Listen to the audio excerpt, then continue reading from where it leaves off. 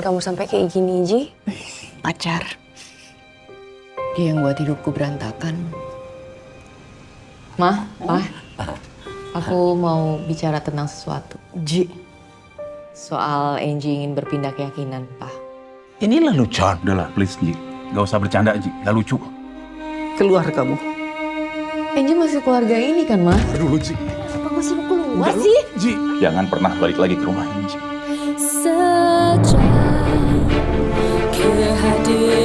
Dia bilang dia dapat hidayah di situ. Kamu di sini aja dulu. Sampai suasana di rumahmu lebih tenang. Makasih ya. Saya berniat bersyahadat, Ustaz. Apa yang harus saya lakukan ketika saya tidak mendapatkan izin dari orang tua saya? Ketika kamu sudah menjadi seorang muslim, kamu harus lebih menyayangi orang tuamu dan juga saudaramu. Aku cuma pengen ibadah, Nina. Tapi kamu gak pernah ngizinin. Durhaka kamu.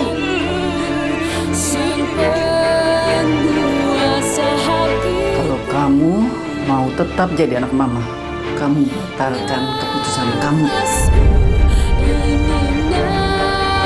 Asyhadu Asyhadu alla alla ilaha ilaha illallah illallah wa asyhadu wa asyhadu anna anna Muhammadar Muhammadar Rasulullah.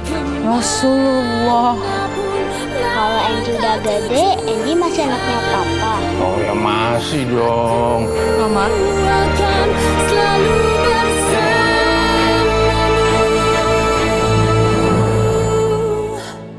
Penguasa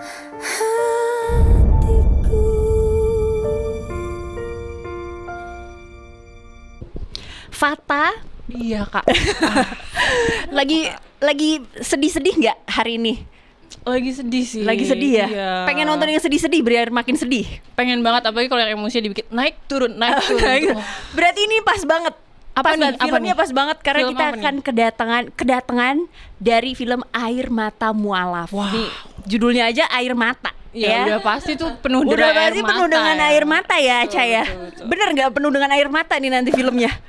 Bener gak ya teman-teman? Terima kasih loh udah diundang ke sini, seneng banget. Sama-sama, kita Thank juga you. seneng. Terima kasih sudah diundang ke sini ke Movie Buff. Dalam rangka memperkenalkan ada poster baru dan trailer baru juga yang akan datang, film baru Air Mata Mualaf gitu yang Air akan Mata tayang Mualaf. 27 November. Tapi jangan salah loh, ini tuh sebenarnya bukan hanya mengundang air mata. Oh, tapi mengundang Mengundang tawa juga ternyata. Oh, masa? Iya, tanpa disadari kemarin pas premier film ini ternyata porsi ketawa-ketawanya 40%, 60% emang banyak nangis-nangisnya, tapi ternyata tawanya lumayan ada. banyak loh. Dan gak disangka-sangka ternyata dialog yang sangat organik itu muncul tanpa harus kayak dipancing dengan dialog yang kayak beneran mengarahkan pengen lucu, justru malah yang serius ketika ini beneran. ditabrakin, ketika ini digabung dua elemen background dari dua orang ini langsung kayak jadi sesuatu yang lucu gitu. Sesuatu yang lucu. Iya, penasaran kan? Oh, berarti orang akan abis nangis ketawa. Iya, kan berarti naik Iya, turun. naik turun, naik turun. Kamu makanya aku juga tadi wah udah nonton nih. Iya. Ngomong-ngomong, tapi Air Mata Mualaf nih ceritanya soal apa sih? Dan Aca sebagai apa di situ? Jadi Aca di sini sebagai Angie karakternya, dia adalah seorang anak yang kira-kira umurnya sekitar 26 tahun dan dia keluar dari rumah karena memang dia pengen mencoba menimba ilmu di Sydney di Australia dan dia ngambil S2 di sana. Tapi di tengah-tengah dia pisah sama keluarganya itu, dia ternyata mengalami toxic relationship dari partnernya, pacarnya, dan dia merasa waktu itu bahwa ketika dia senang-senangnya lagi pengen hangout sama teman-temannya, lagi pacaran, lagi belajar, dan ketika itu dia kayak buntu gitu. Karena kalau kita jauh dari keluarga, nggak ada tempat curhat, pasti kan kayak kadang-kadang suka jadi buntu, apalagi kalau misalnya iman kita tuh lagi nggak kuat gitu. Nah, akhirnya si Angie ini justru menemukan keimanannya dia ketika dia mendengarkan sesuatu di Sydney, Australia. Bukannya di Indonesia tapi malah di Sydney menemukan hidayahnya Jauh gitu. dari rumah justru ya. Iya, justru malah jauh dari rumahnya. Dan ketika dia pulang, keluarganya itu kaget karena menerima berita yang kurang mengenakan buat keluarganya, yaitu Angie ternyata ingin convert, ingin berpindah. Dan berpindahnya itu akan diomongin di sini di Air Mata Mualaf. Tapi bukan berarti judulnya kan kesannya tuh mualaf. Kesannya harusnya yang muslim jadi apa, yang ini jadi ini gitu. Enggak. Tapi lebih kayak film ini ngomongin tentang toleransi beragama dan ngomongin tentang bagaimana keluarga itu bercakap-cakap tentang salah satu personel keluarganya yang ternyata mengalami perubahan, dan di antara perubahan itu terjadilah dialog-dialog organik yang tabrakan gitu, dan itu yang membuat lucu di segmen itu gitu. Membuat sedih, ternyata membuat lucu. Ternyata dibuat lucu gitu. Ini menyinggung masalah toxic relationship Ya. juga, berarti relate banget dengan anak muda sekarang ya. Relate banget dengan, kan saya juga bukan anak muda lagi ya. Relate juga dengan saya. Tapi saya bukan berarti mengalami toxic relationship, justru malah saya merasa bahwa ketika kita mempunyai relationship, sometimes kita terlalu berfokus terhadap masalah. Padahal kalau misalnya kita pikirin, harusnya kita berfokus pada bagaimana kita bereaksi. Karena kadang-kadang kita sibuk mencari solusi, padahal dengan kita bereaksi yang tepat, sebenarnya solusi itu sekalipun belum ketemu tapi bisa dibuat lebih adem, bisa dibuat lebih berpikir lebih tenang gitu. Terus kan tadi kan sempat disebutin di Sydney ya, berarti tempat syutingnya dua nih, Indonesia sama Sydney. Ceritain dong, seru. Kan Aceh juga sempat tinggal di sana kan. Itu apa jadi tour guide juga? Jalan-jalannya ditemenin aja. Iya. Nah, jadi di sana itu kita syuting dan pemainnya kebetulan pemain asal dari sana, namanya Matthew Williams, dan aku beradu acting dengan dia sebagai aktor. Kalau di Sydney itu memang kita syutingnya kira-kira hanya 5 hari, karena 5 hari itu kita manfaatin buat scene-scene di awal, sekitar 15 scene awal. Dan waktu itu memang karena domisili di sana masih, jadi tahun lalu syutingnya tahun 2024 Oktober itu benar-benar kita mengambil ada jalanan di City, yang di Oxford Street di Sydney, terus di Opera House juga sempat jadi tour guide, karena aku tour guide tempat parkir sebenarnya. Kadang-kadang kru itu nggak tahu di mana dia mau parkir. Sedangkan aku kalau di sana memang kan suka bawa mobil, jadinya aku kalau misalnya lagi sekolah, aku kadang-kadang suka parkir. Tahulah akhirnya tempat-tempat yang parkirnya tuh enak, yang deket jalan kakinya gitu loh. Jadi makanya kemarin pas lagi dianter-anterin, ternyata aku lebih jago daripada mereka, daripada drivernya gitu. Aku bilang parkir di sini aja bu, gini aja bu, kita makan di sini terus habis itu ke sana gitu. Jadi aku kasih urutan seperti tour guide memang jadinya. Jadi tour guide ya. Udah kayak Akamsi ya. Iya benar sih kan emang ya. dibilangnya Akamsi. Setiap orang kesana gue ditelepon, jadi ada teman-teman aktor yang kesana selalu disuruh war tiket malah. Iya. Nah, balik lagi tadi ke filmnya. Waktu pertama kali ditawarin mau jadi mualaf tuh gimana sih? Ada kayak, hah gue? Kok jadi ada nggak sih? Waktu itu pas lagi ditawarin cerita ini, yang pasti karena ini tempat castingnya deket sih waktu itu, karena aku tinggal di Tebet. Si Ibu Dewi Merak Abadi ini yang produser eksekutif kita tinggalnya di Tebet, terus disuruh casting kan. Ini ada film nih, kita gini casting ya. Dipanggil ke kantornya di mana? Tebet Timur. Oh, di belakang rumah doang. Oke deh, ya saya datang. Jadi kalau jauh nggak datang nih? Enggak, maksudnya karena kayak lagi ngisi waktu aja, diundang datang casting ya, gue casting datang. Terus ya udah akhirnya nggak screen test sih, cuman ngobrol-ngobrol doang. Terus ditawarin, oh ini judulnya ini Air Mata Mualaf. Terus sebenarnya gue nggak problem sih sama judul-judul gitu ya, yang penting isi ceritanya kan. Ternyata isi ceritanya tuh gue tertarik main film ini karena ada scene di mana yang di meja makan itu ketika Angie karakter aku tuh mengutarakan bahwa dia ingin tiba-tiba nih berpindah gitu. Nah di situ respon bapaknya, ibunya, kakaknya bener-bener membuat dia shock banget gitu, dan sampai dia gak dianggap anak lagi gitu. Jadinya bener-bener wah, menurut aku ini tantangan banget, dan gimana caranya dia bisa tetap tetap di jalannya, tetap di pilihannya, tapi di satu sisi juga nggak menyakiti siapapun gitu. Terus karena di sini juga nggak hanya ada sosok Angie, tapi sosok Ustadz yang diperankan oleh Megan Tara.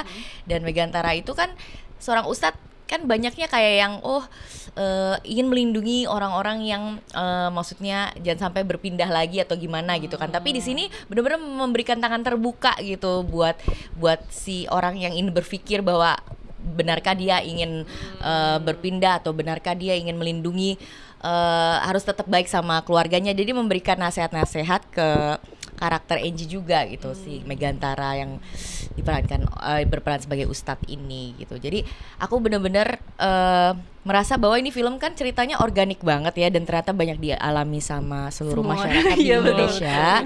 Jadi aku pikir ini adalah cerita di film dan cuma slice of life dari orang yang jauh. Ternyata mamanya Megantara juga. Dan waktu itu ketika nonton mamanya Megantara, aku hanya sekedar menyampaikan ini ya, underline dari quote-nya dia bahwa gimana perasaan nyokap lo ketika nonton gitu. Ya mamanya dengan cuman ini aja sih, kayak ngeliat handphone, kayaknya ngerasa agak terharu tapi ngeliat handphone lagi. Itu kayaknya pengen nangis deh. Bener kan? Nangis itu deh. Menahan nangis ternyata. Tapi ya begitulah, kan kalau kita cerita-cerita hidup dibahas di film, kadang-kadang kita suka kayak ih kok mirip gue ya gitu. Ya kan, tapi Kemiripannya 100% lagi jangan-jangan nih. katanya Megan dia ngelihat aku berperan sebagai Angie hampir-hampir mirip reaksi-reaksinya kayak mamanya dulu gitu. Yang nggak nyangka juga sih. Oke. Jadi makin penasaran. Iya, Jadi makin penasaran penasaran ya. nih. Penasaran. Berarti Kak Aisyah ada riset khusus nggak buat jadi memainkan peran mualaf ini? Jadi kalau aku justru malah risetnya sebenarnya dari teman-teman aku aja. Pertama aku baca skrip sendiri dulu, berimajinasi dulu, tapi di tengah-tengah aku baru di WhatsApp tiba-tiba sama mantan manajer aku dari Malaysia, dan dia mualaf. Dia tadinya namanya Mei Wong, Chinese, terus dia ganti jadi Aisyah sekarang namanya, terus Mei Aisyah. Terus dia comfort kan, terus aku lagi main film ini, terus dia tanya, kamu lagi di mana, Ca? Oh aku lagi gak di Sydney, lagi di Jakarta, lagi syuting ini gitu. Terus dia bilang, hah? Bagus banget, itu mah film aku, kata dia gitu. Oh iya ya, dia kan ini ya gitu kan. Jadinya kayak aku, oh ya boleh deh gue tanya-tanya ke lu gitu. Jadi ini kan udah hari ketiga syuting, aku jadi banyak nanya-nanya justru malah hari syuting gitu. Tapi ya selain daripada itu, melakukan risetnya juga ketika kita lagi baru tumpengan buat mau mulai produksi ini, kita tuh kayak bertemu dengan teman-teman kaum komunitas teman-teman mualaf juga gitu. Mualafnya juga mereka ada beberapa yang emang udah 5 tahun juga belum diterima sama keluarganya gitu. Perjalanannya masih panjang. Iya, dan itu benar-benar kayak ketemu aku kayak berharap banget kayak, Kak tolong dong ekspresiin apa yang kita rasain. Aku bener-bener kayak dia cerita gitu, air mata gitu. Kayak bebannya berat dong nih Kaca. Iya, jadi bebannya aku sampai nyampein itulah rasa-rasa yang merasa belum diterima itu. Diterima itu ya berat ya. Kayak apa sih Kaca? Gimana gambarinnya? Jadi penasaran. Ya gambarinnya pokoknya nih kalau yang nonton film ini menurut keluarga sih ya agak bias sebenarnya. Cuma kalau menurut keluarga nih yang satu baris sama aku, mereka bilang ekspresi-ekspresi Angie itu ketika ditonton ya kan dari awal sampai akhir film ini mukanya Angie semua nih, karakter aku semua. Jadi kayak ya ekspresi-ekspresinya tuh benar-benar on point katanya. Jadi ya kita harapkan aja mudah-mudahan nanti teman-teman 27 November bisa beneran turut on menyaksikan. point ya, biar gak bias katanya. Iya. Oke, baiklah. Kalau begitu setelah kita bertanya-tanya kita main game dulu kali ya. Boleh. Biar relax bener. Gang banget. Cuman ketawa dong, wey. Yang ketawa. Nonton. Nonton, ketawa dong. Gamenya namanya This or That. Tinggal dipilih aja ya, Aceh yang mana. Aku dulu ya. Nyanyi atau acting? Itu gampang banget, acting ya. Kalau nyanyi aku udah mungkin udah meninggalkan dunia syuting. Kalau aku pilih nyanyi dari gitu, dulu. okay. Soalnya nyanyi kan sehari doang, enak. Aku harus 30 hari. Biar ada terus dia. Iya. Biar ada terus duitnya. Oke. Lanjut. Ya. Dinyinyirin atau disindir-sindir? Nah, dua-duanya gak enak ya. harus milih ya. Dinyinyirin deh. Gak apa-apa. Iya. Bodo amat ya. Iya. Bodo amat. Oke. Kalau hujan lanjut olahraga atau tidur? Tidur sih. Kirain Iya, rajin kira gitu. aku ya rajin sih olahraga, cuma ya kalau hujan ya suka kadang-kadang batal ke gym gitu. Olahraganya apa sih? Lihat di Instagram kayaknya lagi main sepeda ya. Iya nih, tapi sekarang lagi makan nasi box mulu, jadi mohon maaf gak seperti di foto ya. Iya, apa ya? Citra di Instagram Emang agak beda. Itu aku merindukan badanku 3 bulan lalu itu namanya. Jadi memang ini juga udah bagus loh ini loh. jadi waktu itu iya sih, karena memang kan di sana kegiatan aku nggak banyak dan aku lebih suka menjalankan tadinya kan lebih suka kalau olahraga tuh yang outdoor activities gitu, kayak sepedaan, kalau dulu main basket, terus berenang. Tapi ketika udah, kok nih orang-orang Australia tuh kayaknya makanannya sehat, terus kalau ke pantai nih summer vibes gitu kan, summer body, wah ini keren-keren badannya, malu dong ya gue nih sebagai warga gitu. Jadi akhirnya termotivasi gitu, akhirnya subscribe gym deh gitu. Tapi baru dari 2023 gue baru rutin. Setelah melihat orang Australia ya. Iya. Motivasinya. Pressure. Pressure. Lanjut nih, agak serem nih. Dikejar singa, diseruduk atau digigit? Sama singa semua tuh. Singa semua. Diseruduk kayaknya ya. Digigit udah pasti damage banget tuh. Diseruduk, oke. Iya. Yang terakhir, punya keinginan gak tercapai, pasrah atau cari yang lain?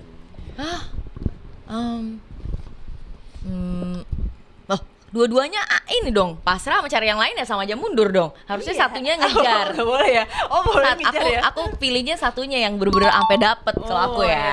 Oke. Gitu. Kalau nggak sampai dapet, pokoknya berarti belum ya? Kalau nggak sampai dapet, harus dapet nanti kapan-kapan. Ini tipe yang ambis ya, harus ambi pokoknya ya. harus sih. Ambi ya ternyata orangnya ya. Ambi. Nggak, sekarang bisa nanti, yang penting dapet. Iya.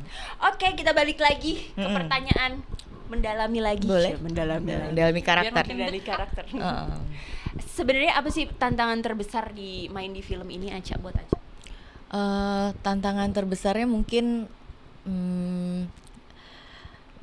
dalam mencari dialog yang benar-benar wajar dan logis dan memang nggak menyentuh pihak manapun dan merasa bahwa apa yang kita bawakan ini terkesan menggurui. Jadi apa yang kita bawakan justru malah bentuk dari dialog-dialog yang memang terjadi secara wajar, respon-respon yang terjadi secara wajar ketika hal itu dialami sama salah satu personel keluarga kita gitu. Jadi memformulakan dialog yang sudah ada, yang sudah diformulasikan dalam cerita, dalam skrip, tapi dengan kita sebagai pemain mentranslate itu ke dalam intonasi dialog dan juga kalimat-kalimat yang lebih bisa diterima dan juga bisa justru malah mengekspresikan kedamaian dan juga tingginya toleransi gitu. Itu aja sih yang kita perlu siasatin sebagai yang membawakan. Kan kita kan mediumnya, jadi kita mesti lebih hati-hati. Tapi ternyata di dalam kehati-hatian itu memang justru malah jadinya terjadi dialog-dialog yang sangat spontaneous dan sangat polos gitu. Nah, karena sepolosnya reaksi-reaksi itu menimbulkan hal-hal yang lucu karena ini sifatnya ditabrakin gitu. Jadi sebenarnya ini banyak tambahan-tambahan ya dari di luar skrip, banyak banget yang ditambah. Gak ditambah tapi diganti dengan yang lebih diganti sedikit lah dengan yang lebih, tanpa kita sadari ternyata hal itu jadi kontras gitu loh. Karena kontras jadinya tanpa harus dibuat lebih lucu jadi terlihat konyol. Jadi ternyata manusia tuh konyol, pemirsa. Maksudnya tuh kayak ya ampun, ternyata masalah ini doang tuh kita sampai ribut ya gitu. Padahal sebenarnya jadi kayak kita tuh direfleksikan soal sesuatu yang namanya agama tuh ya antar manusia, sebenarnya apapun itu tujuannya baik gitu. Dan ketika dipampangkan di layar, ustadz pemuka agama ini sebenarnya keinginannya seperti ini. Kalau misal dari arah Katolik, dari kan perspektif dari film Air Mata Mualaf, bapaknya Angie, pendeta, ya perspektifnya sebenarnya ini, semuanya baik. Tapi ketika diomongin, yuk ketemuan di mana? Di gereja. Lah, kayak gitu jadi kayak nah, padahal nih si ustadznya lagi pakai peci, lagi ngaji, disuruh diajak ketemuan di sana. Jadi kita tabrakan seperti itu yang kayak oke, gitu, seru banget lah jadinya. Terus gimana tuh Kak cara bangun kedekatan ke karakternya sendiri? Bangun karakternya karena kan ini kan bukan hanya aku yang main, ada Dewi Irawan mamahku, ada Rizky Anggono sebagai kakak, ada juga Megantara sebagai ustadznya teman, ada juga Syamim Farid, Syamim Freda orang Malaysia sebagai sahabatku Nina, dan Yama Carlos juga sebagai sahabat atau jemaatnya Ustadz Reza yang diperankan oleh Megantara. Jadi Yama Carlos sama Megan tuh sebenarnya deket. Dan ternyata di sini membahas tentang dua agama dengan dua background yang juga plus minusnya gitu. Oh ternyata dengan kita menjadi Muslim, ada juga kan Muslim yang nggak baik.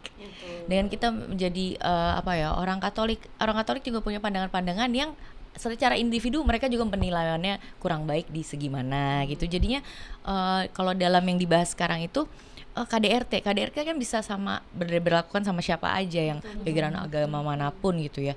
Tapi tergantung circumstance dari si family itu. Jika kepercayaannya sudah mendriven dia menjadi orang yang nggak bisa toleransi akan perempuan misalnya, kebebasan dan lain-lain, akhirnya jadi ada kekerasan, ada jadi kayak pembatasan, ada jadi kayak diskriminasi gitu-gitu. Jadi memang film ini membahas tentang plus minus itu gitu.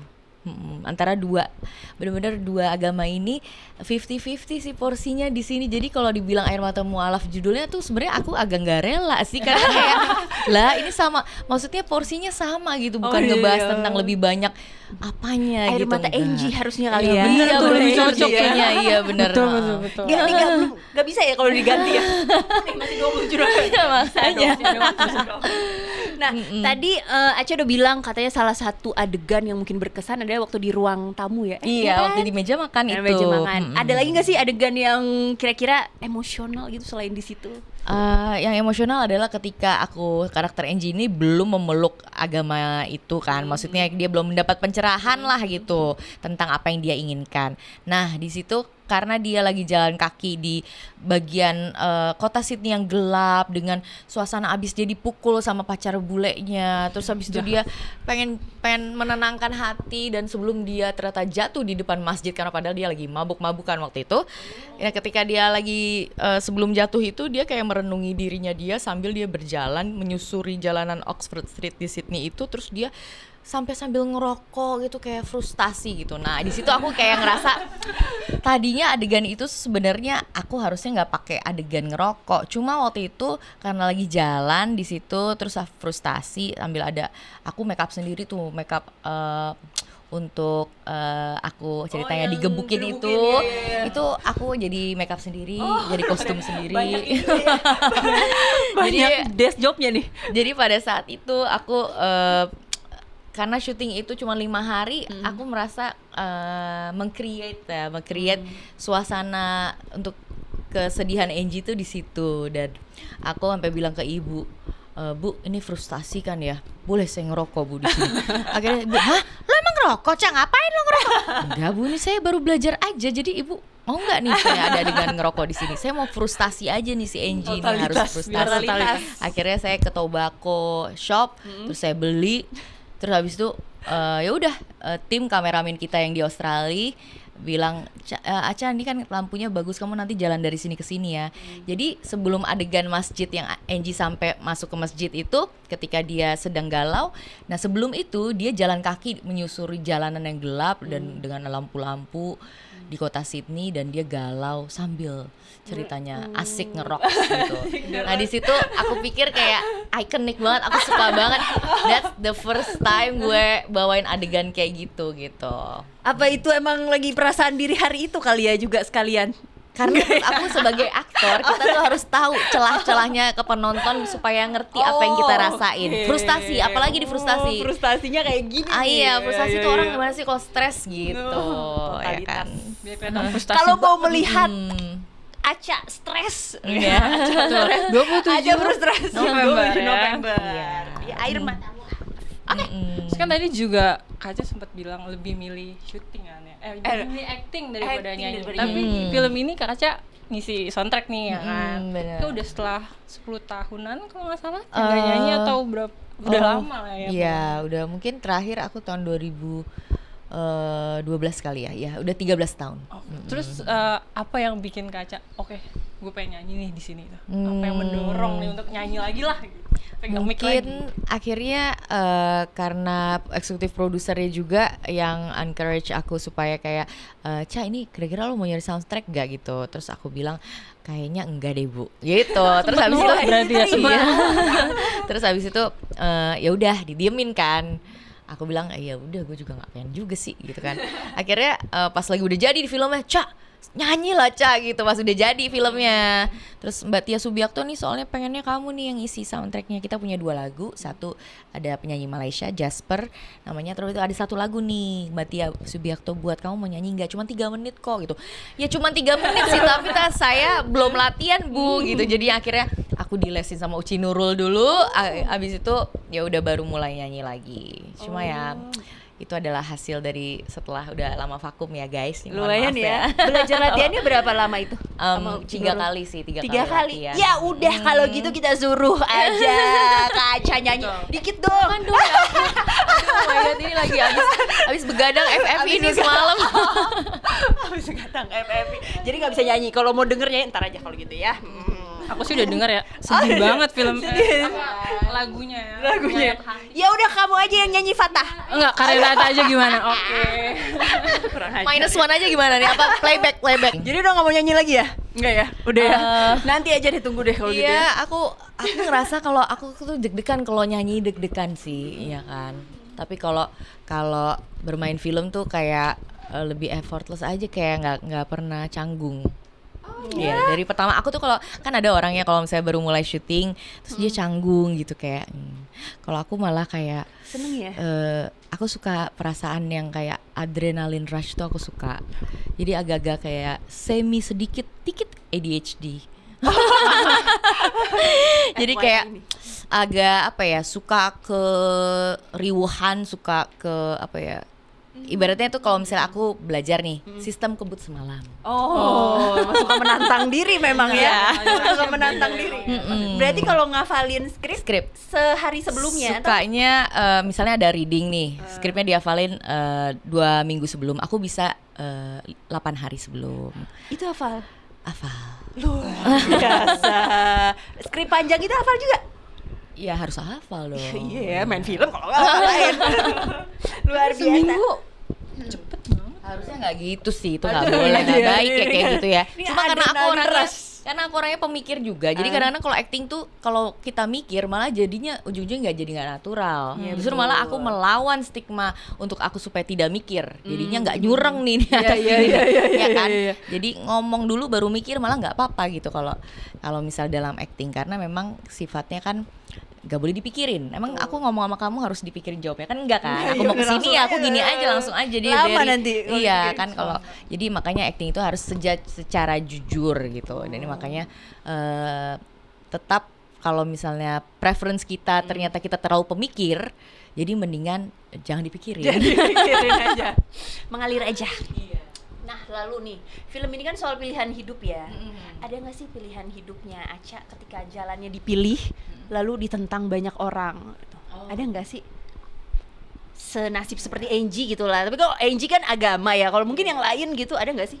Kalau hubungan Angie sama papahnya kan di sini sangat dekat ya, benar-benar, dan itu sama seperti hubungan aku dan papahku, sangat dekat. Aku tuh anak perempuan pertama, jadi benar-benar sama papa tuh deket banget.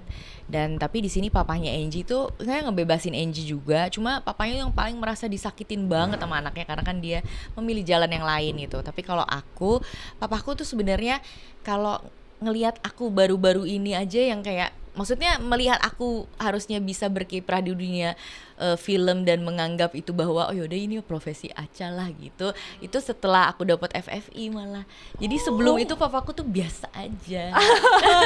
Kayak ya udah gitu, kayak emang harus ya gitu, kayak syuting tuh capek ya harus ya gitu, kayak kayaknya nih anak sekolah aja lah ya, atau enggak coba lamar kerja aja tuh di perusahaan papa, sampai kayak dulu sempet lamar kerja juga di perusahaan bokap, kayak dimasukin Saking gak boleh acting ya. saking kayak ya coba yang lain lah gitu kan. Terus tapi ternyata abis berhenti kerja terus sebentar aja break gitu, kayak sebulan 2 bulan dipanggil syuting lagi Recto Verso, terus dipanggil lagi syuting Tespek, dapat Piala Citra. Udah bokap gue udah gak ngomong lagi udah. Oke udah deh akses. Akses udah deh. Nah kan itu selama itu gimana sih Aca nanggepinnya, kayak ya udah bodo amat mau papa ngomong apa aku jalan terus pokoknya gitu. Lebih kayak buktiin aja sih gitu kan. Kadang-kadang kan kita nggak bisa berdebat, tapi ya pokoknya kalau misalnya premier jangan malu-maluin aja. Maksudnya kalau lagi diundang nonton ya ini ya film anak gue nih gitu, jangan sampai kok begini ya. Pulang lagi. Males, udah gue bilang kan nih jangan acting. Enggak ya. Buktiin aja pokoknya. Keren lah. Oke, kita ada pertanyaan lagi sekarang. Sekarang dari pertanyaan netizen. Nah, Fata boleh bacain Fata. Yang pertama nih dari @rara.15102. Banyak ya angkanya, banyak. Banyak. Kak Aca kalau lagi down siapa orang yang pertama dihubungi? Siapa ya? Aku tuh orangnya kalau misalnya ini tuh menikmati sendiri aja sih.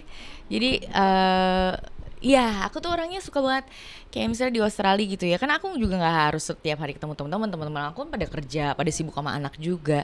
Jadi kalau anak aku sekolah ya aku sukanya menyendiri di rumahku sendiri. Rumahku itu adalah my sanctuary, tempat aku berdiam, tempat aku nggak sibuk. Karena setiap aku di Jakarta aku tuh bener-bener back to back, nggak pernah istirahat, kayak nggak, jarang lah istirahatnya gitu. Tapi pas di sana tuh aku bener-bener diem kayak hibernasi gitu. Nah karena aku semuanya menyelesaikan sendiri, jadinya ya banyaknya sih aku curhat ke diriku sendiri atau ke Tuhan. Ngomong diri sendiri ya, atau enggak kalau misalnya udah mulai kayak nggak kuat banget tuh ya, baru ngobrol ya. Mungkin ya akhirnya kita jadi sama orang tua ya minta nasihat lah ya, karena aku ngerasanya kayaknya nasihat terbaik masih yang paling tahu diri kita orang tuaku. Jadi kalau ada orang yang punya sahabat ya aku rasa bagus juga dinasehatin sama teman-teman terdekat. Cuma aku tuh orangnya paling gak suka menunjukkan kesedihan atau permasalahan ke teman dekat, karena aku ngerasa kayak beban gitu loh, kayak lu udah punya masalah jangan tambah beban gua jangan gitu tambahin ya. beban. Teman sahabat-sahabat aku tuh pada marah, sering banget tuh, sebel banget sama aku karena aku tuh terlalu nggak pernah cerita gitu. Jadinya akhirnya ya pas udah ketahuan begitu baru dia, lu nggak pernah cerita gitu. Hanya untuk bisa aku dilewati. deh, Pas udah bisa dilewati baru sharing. Iya benar. Pas udah ketawa-tawa baru sharing. Iya. Berarti agak tertutup ya orangnya Kak Aca ya? Sebenarnya ya. Sebenarnya kalau untuk hal-hal yang kayak membuat diriku lemah di mata orang lain, aku tertutup. Lemah Aku tidak mau terlihat Iya lemah. dong, strong selalu ya. Paling kuat lah aku itu. Oke, selanjutnya dari @scc_Dilan. Ketika butuh inspirasi biasanya mencari dari mana? Nonton film kah atau tanya apa gitu? Aku tuh termasuk yang kalau cari inspirasi sebenarnya emang dari musik, dari scoring film, atau dari kayak movie page, dari sequence dari movie gitu ya. Kayak misalnya contoh aja nih, aku nggak ngebahas film Air Mata Mualaf ya, aku ngebahas film Kodrat misalnya. Jadi waktu aku mencari sequence bagaimana ekspresi mimik Azizah itu, aku kayak sampai merhatiin ekspresinya si siapa, Ferguson tuh yang main Dune, Rebecca Ferguson. Rebecca Ferguson itu kan pas lagi main di film Dune, dia kan jadi ibunya si Timothée Chalamet itu kan. Terus dia kan ekspresinya di situ keren banget gitu ya menurut aku. Nah selama film Kodrat tuh aku kan mencari nih ekspresinya si karakter Azizah ini, dan aku banyak kayak nge-review film-film Dune 2, terus kayak ngelihat sequence film Amerika apa gitu yang kayak ekspresinya kok bisa gini ya, gila keren banget gitu. Jadi aku mempelajari gitu. Nah termasuk untuk film-filmku yang lain juga gitu. Jadi kalau aku lagi buntu di lokasi, terus aku ngerasa kayak ada kayak ilham gitu. Abis sebelum ini gue mau ngapain ya, gue cari ini video-video ini, terus gue dengerin scoringnya Hans Zimmer atau gue dengerin scoringnya The Crown misalnya gitu. Jadi kayak hal itu yang ngebuat kayak bikin sebuah adegan itu jadi berbeda-beda, bercita rasa dan ada soulnya gitu. Feelnya beda berarti. Feelnya beda, betul. Oke. Selanjutnya dari Niken _. Satu hal yang ingin dicapai sebelum pensiun dari dunia film. Satu hal yang ingin dicapai, pengen apa ya, sebelum pensiun dari dunia film. Kalau sesudah kali, sesudah pensiun dari dunia film ya, sesudah boleh nggak? Kalau sebelum mah masih banyak. Masih banyak ya. Sih? Ya udah deh sesudah. Kalau sesudah Ya udah pensiun dari dunia film, saya pengen bikin masjid. Amin. Mudah-mudahan ya. Amin. Iya, mudah-mudahan. Udah ada tanahnya. Tanah sih ada, cuma ya Tinggal mudah-mudahan. dibangun aja. Amin. Kita Ya. doakan bersama-sama. Semuanya amin dong. Amin ya, mudah-mudahan. Baik, kita balik Oke. lagi ke filmnya. Baiklah, tapi mualaf lagi. Dari mualaf lagi. Pas ya. Iya. Apa sih yang Aca pelajari dari karakter Aca di film ini? Karakter Angie berarti. Yang aku pelajari ya mungkin Angie itu orang yang tadinya selalu menganggap enteng permasalahan, selalu kayak merasa bahwa masalah gue harus diutamain duluan nih gitu, harus orang-orang tuh dengerin gue dulu gitu. Tapi ternyata ya dengan Angie-nya sudah lebih dewasa gitu kan, dia memilih jalannya sendiri, terus dia jadi berpikir bahwa nggak bisa nih, gue nggak bisa kata gue terus, mungkin ini jalan pikiran aku pengen berbuat yang lebih baik, tapi ternyata menyakiti perasaan-perasaan orang, nah aku mesti sabar gitu. Jadinya aku belajar dari Angie itu sih, kayak ternyata apa yang kita inginkan, perspektif kita belum tentu sama-sama orang, dan ketika kita memaksakan itu bisa menyakiti orang-orang terdekat kita dan bisa membuat gesekan. Nah itu harusnya si karakter Aca, maksudnya karakter Angie di sini mengajarkan Aca bahwa ya namanya manusia dewasa harus punya batas pakem yang harus kita dalami gitu, maksudnya secara attitude, secara moral, secara tenggang rasa harus tetap punya empati lah Ke orang ya. Nah, karakter Aca sendiri sama Angie bedanya berapa ratus %? 180 atau kalau dari ada cara sama sih? dia outspoken dan straightforwardnya sama. Oh sama. Oke. Kayaknya tuh merasa bahwa gue pengen pindah terus jadi lebih baik kok. Kayak gitunya kayak aku iya, banget. iya, Kayak aku iya. banget. Aku tuh bisa yang kayak misalnya sutradara nih ngarahin aku, Ca nanti jalan ya dari sini ke sini. Oke. Terus habis itu aku jalan. Terus habis itu kayak jalannya tapi nggak gitu, Ca. Enggak, tapi maksud gue jalan kayak gini buat kayak gini kok. Nah itu aku kayak suka Maunya- gitu. maunya Punya ya, point of pokoknya. view sendiri, punya point of view sendiri. Oke. Sesuai ya dengan tadi, acting dijalanin terus sampai dapat piala dan membuktikan ke ayahnya. Oke, sekarang kita balik lagi ke ceritanya. Tadi kan soal agama ya Kak, ada menyinggung soal agama. Kan ini sensitif ya Kak, lebih agak sensitif ya. Ini harapan Kak Aca buat penerimaan di penontonnya itu gimana nih buat film Air Mata Mola? Ya, aku sebelum nonton premiernya sih mungkin ngerasa agak khawatir juga gitu, karena memang ya kira-kira pesannya nyampe nggak ya atau enggak. Misalnya film apa ya, orang menganggapnya klise kali ya kayak gitu-gitu. Tapi ternyata pas udah nonton premiernya dan menyaksikan langsung dengan 75% kapasitas di waktu itu premier di Studio 1 ya. Itu itu termasuk premier film yang aku sepanjang film reaksinya itu kayak ngebum banget, kanan kiri ada yang ketawa, ada yang nangis, ada yang ada yang begitu, ada yang gitu. Jadi kayak ini kayak nonton film ini deh, kayak sedih ya, nonton film Air Mata Mualaf nih kayaknya agak lain nih, jangan-jangan.